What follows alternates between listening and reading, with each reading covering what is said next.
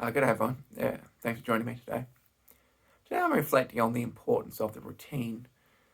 And this is in light of, I guess, experience of Demetrious Johnson, who we perhaps consider one of the greatest pound fighters that's ever fought, and recently moved to one championship.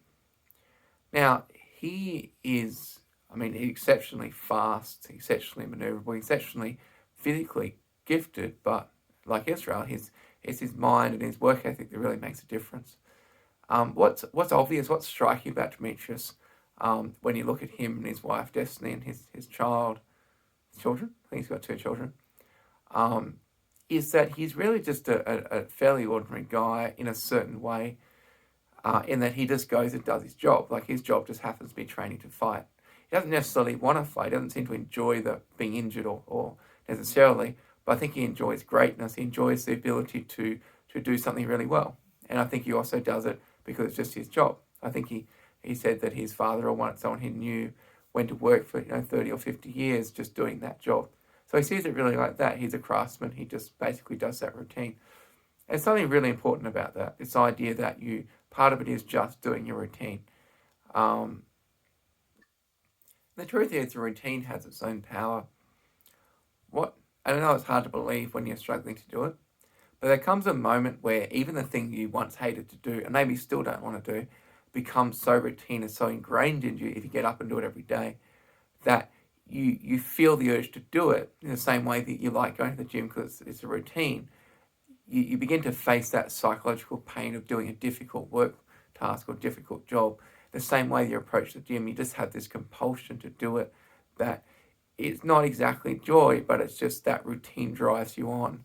And you begin to realize that even if you did absolutely nothing, your default reaction is get out of bed early and get after it and try and win. Even though, there's always that part of your body and mind saying, hey, look, this is difficult, we don't want to do this.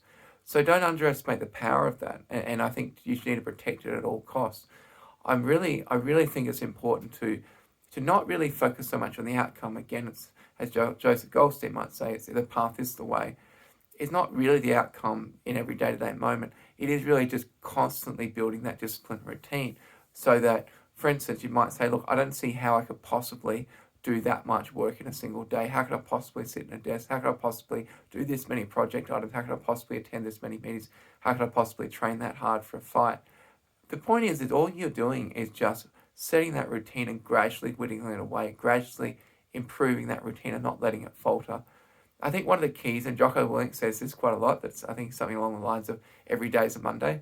I think there's some truth to that. It doesn't mean you've got to hammer yourself every single day, but it does mean that you can't just let the routine go because it's the weekend. Why do that? Why sort of set this dichotomy of why, I'll do this thing that I know is going to make me successful, but 2 days a week when we have the freedom, we're just going to drop it.